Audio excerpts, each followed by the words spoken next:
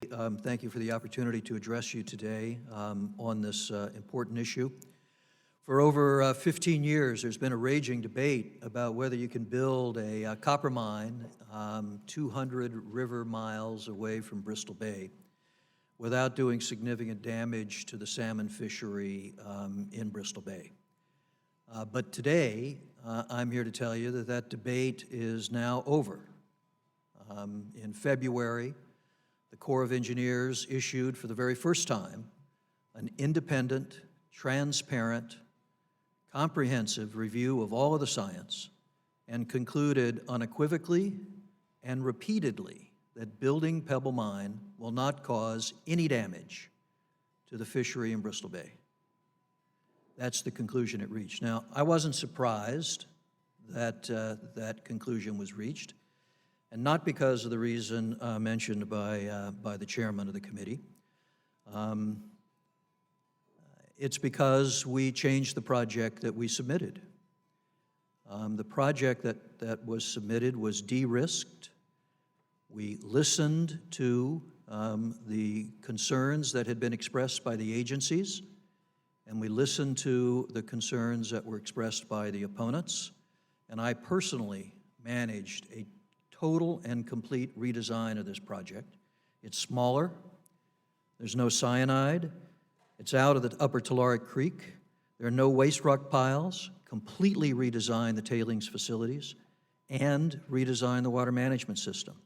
This project is dramatically different from anything that was looked at by EPA in its Bristol Bay watershed assessment. But what we're really here today, I think, to talk a lot about is EPA's decision to withdraw the proposed determination. And the question is, was that an appropriate decision for them to make? I not only think that decision was appropriate, I think it was outrageous that the proposed determination had ever been issued in the first place, for a bunch of reasons. But let me just talk about one. I've listed many of them in my written statement. The Bristol Bay watershed assessment was a predetermined outcome, and the process was manipulated to reach that outcome.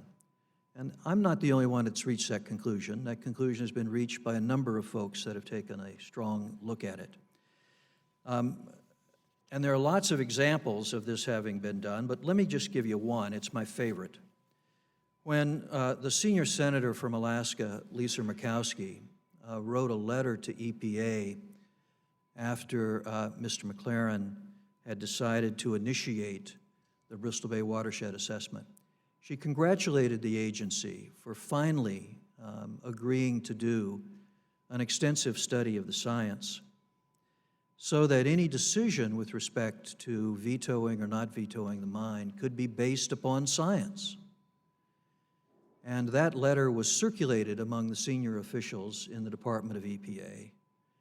And then one of them sent an email to another, and that email said, quote, "Obviously, that's not what we have in mind," close quote.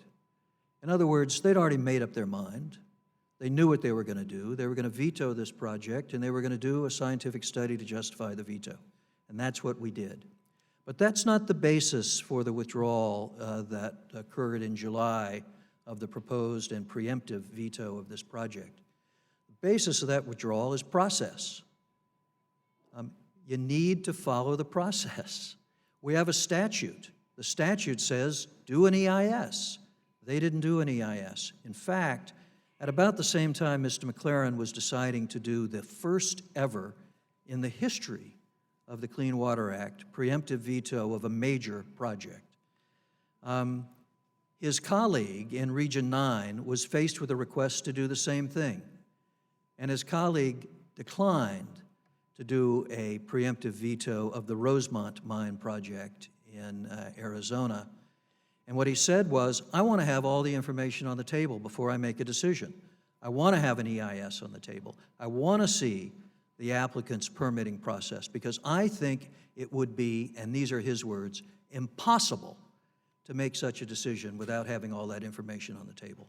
And that's what EPA did, and that's the reason the proposed veto, preemptive veto, was withdrawn. Thank you.